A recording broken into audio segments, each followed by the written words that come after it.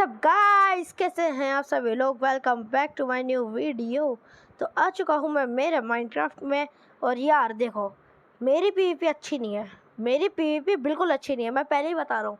लेकिन मैं चाहता हूँ कि मेरे फैंस की पीवीपी अच्छी हो, तो मैं कुछ ऐसे हिडन ऐसी गुप्त सेटिंग्स लेकर आया हूँ माइनक्राफ्ट बेडरॉक MCPE मतलब माइनक्राफ्ट पॉकेट एडिशन प्लेयर्स के लिए, जो कि भाई पीवीपी में उन्हें बना देगी बिल्कुल बेकार से बिल्कुल बढ़िया प्लेयर। तो हर एक सेटिंग को मैं फर्स्ट से लेकर लास्ट तक अच्छे से कवर करूँगा कि हर किस सेटिंग से क्या होता है, कौन सी सेटिंग इनेबल करनी है, कौन सी डिसेबल करनी है। तो एंड तक बने रहिएगा। देखिए, मेरी AVD बहुत कम है, आप लोगों को ये वीडियो एंड तक देखनी है। और एंड में मैं आप लोगों को एक स्पेशल सेटिंग बताऊंगा, क्योंकि माइनक्राफ्ट पॉकेट एडिशन बिल्कुल भी पीवीपी के लिए अच्छा नहीं है। ठीक है, तो मैं चलते हैं हम सेटिंग्स में। तो सेटिंग्स में गए, सबसे पहले भाई आप आ जाओ अपने वीडियो में। यस, तो ये हाइड पेपर डॉल वगैरह ये सब तो आप रहने दो। हाँ, शो ऑटो सेव आइकन, इन गेम प्लेयर नेम्स, ये सब तो ठीक है। अब आपको जाना है टच पे। चेंज कंट्रोल मोड, देखो मैं खेलता हूँ फर्स्ट वाले कंट्रोल मोड से, लेकिन अगर आपको करनी है पीवीपी तो ये कंट्रोल मोड सबसे बुरा आपके लिए रहेगा। इससे अच्छा या तो आप ये कंट्रोल मोड यूज़ करो जिसमें प्लस आता हो, या फिर आपको अगर ये क्लासिक वाला अच्छा लगता है तो ऐसा करो, इस क्लासिक वाले को सिलेक्ट करो और नीचे जाओ।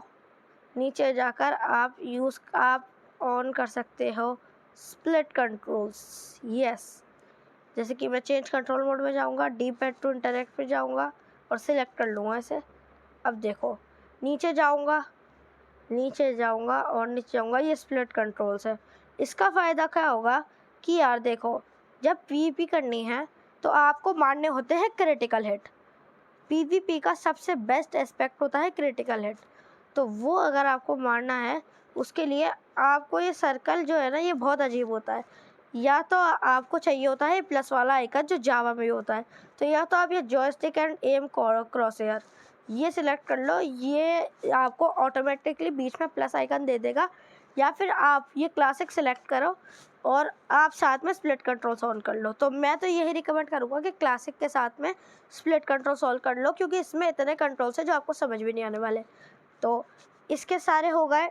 अब मैंने जो रिकमेंड करा है D pad and tap to interact, इसको सिलेक्ट कर बैक आ जाएंगे। बैक आने के बाद ये सब सही है, ये ऐसा ही छोड़ना है हमको। अब देखो, ये देखो, ये जो है ये क्रिएटिव ओनली है, तो इसके साथ मैं कुछ भी नहीं करूँगा। ये देखो, ये जो चीज़ है ये बहुत इम्पोर्टेंट है, इसको हम कवर करते हैं। हाँ तो wait guys, I am back. और हाँ, हम बात कर रहे थे ये स्वैप जंप एंड स्नेक की। तो इसको इनेबल करने से होगा क्या एक्चुअली का नहीं, ये जो जंप और स्नीक बटन है ये रिप्लेस हो जाएंगे।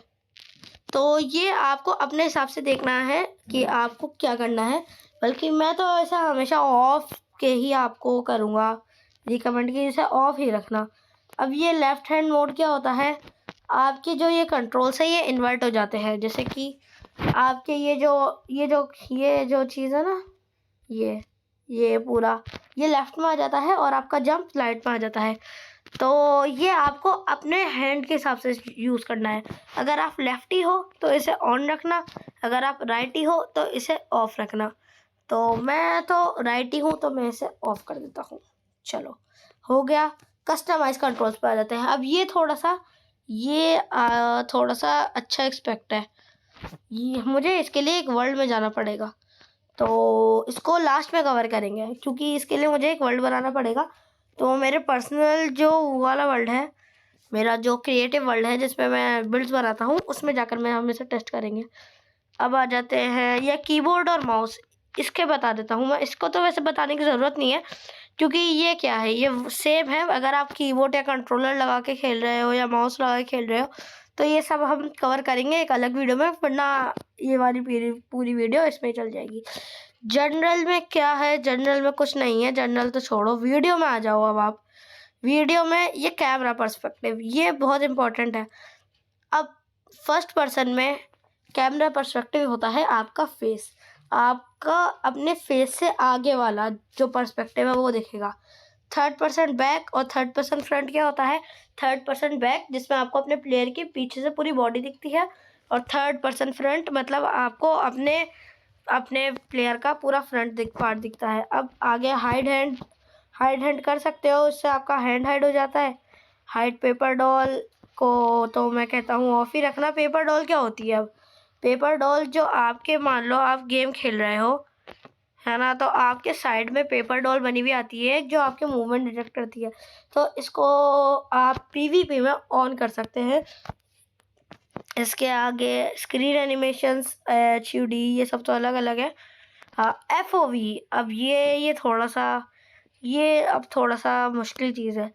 FOV से क्या होगा कि जितना मैं इसे बढ़ाता जाऊंगा उतना मेरा प्लेयर दूर जाता जाएगा, जितना मैं इसे कम करता जाऊंगा उतना मेरा प्लेयर पास आता जाएगा। अब मैं ये सब चीज़ आपको अब एक वर्ल्ड में करके दिखाता हूँ, तो मैं वर्ल्ड लोड कर लेता हूँ और मिलता हूँ आपको मेरे वर्ल्ड में। सो यो गाइस, मैं आ चुका हूँ वापस से, और मैं आ चुका हूँ एक वर्ल्ड में। जस्ट, हाँ भाई जज मत करना, ये मेरा ही वर्ल्ड है। तो मैं आ चुका हूँ वापस से वर्ल्ड में, और अब मैं आपको दिखाने वाला हूँ क्या सेटिंग क्या काम करती है। तो ये देखो, ये है, चलो ये क्या दिखा रहा हूँ आपको। चलो हम चलते हैं जल्दी से, ये इमोट्स क्या खुल गया, सेटिंग में चलते हैं। अब सेटिंग्स में हमने किस किस की बात कर ली? हमने अभी तक बात कर ली कंट्रोल मोड की, अलग अलग, जो आपको समझ में आ गए। अब कंट्रोल मोड के बाद हमने बात कर ली सब चीज़ों की। हम बात कर रहे थे कि कस्टमाइज कंट्रोल्स की। तो कस्टमाइज कंट्रोल से आप क्या कर सकते हो? देखो ये है, ये इसको आपको यहाँ पे ला सकते हो, यहाँ पे ला सकते हो, इसका साइज़ बढ़ा सकते हो, ओपेसिटी बढ़ा सकते हो, तो ये सब कर लो, लेकिन मैं तो इसे डिफ़ॉल्ट पे रखता हूँ। अब ये आपकी मर्ज़ी है कि आपको इसके साथ क्या करना है, कुछ क्या करना है, अब वो आप कर सकते हो। अब अगर आपको अब हाइड पेपर डॉल क्या है? पेपर डॉल ये है, देखो अभी दिखेगी, मैं अगर स्प्रिंट करूँगा तो दिख जाएगी। ये देखो, ये जो चीज़ है ये पेपर डॉल है। तो आपकी मर्ज़ी है, पीवीपी के टाइम पे मैं इसे रिकमेंडेड ऑन रखता हूँ, लेकिन आपकी मर्ज़ी है, आप चाहें तो इसे ऑफ भी कर सकते हैं। मेरी रिकमेंडेशन ऑन की है। अब मैं आ जाऊँगा सबसे इम्पोर्टेंट पर एस्पेक्ट, जिसमें की बात मैंने वीडियो के शुरू में भी करी थी, वो है FOV फुल करा क्या होगा? देखो कैसा लग रहा है मुझे मेरा वर्ड, कैसा अजीब सा हो गया ना। अब दिखाता हूँ आपको। FOV मतलब जितना दूर से का पर्सपेक्टिव आपका होगा। अब FOV को मैं PvP के टाइम पे कम रिकमेंड करता हूँ। क्यों करता हूँ अभी बताता हूँ। देखो, जितना कम FOV होगा उतना आपको आप अपने सामने वाले अपोनेंट के स्पैम करने में ईजी होगा।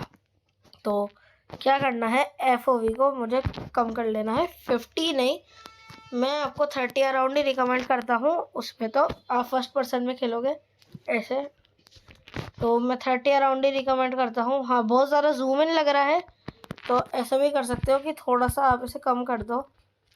देखो, जैसे कि मान लो मेरे सामने, इसको बल्कि कम भी नहीं, इसको बिल्कुल ही बैलेंस तरीके से यूज़ करना चाहिए। जितना बैलेंस तरीके से यूज़ करते हैं उतना अच्छा रहेगा।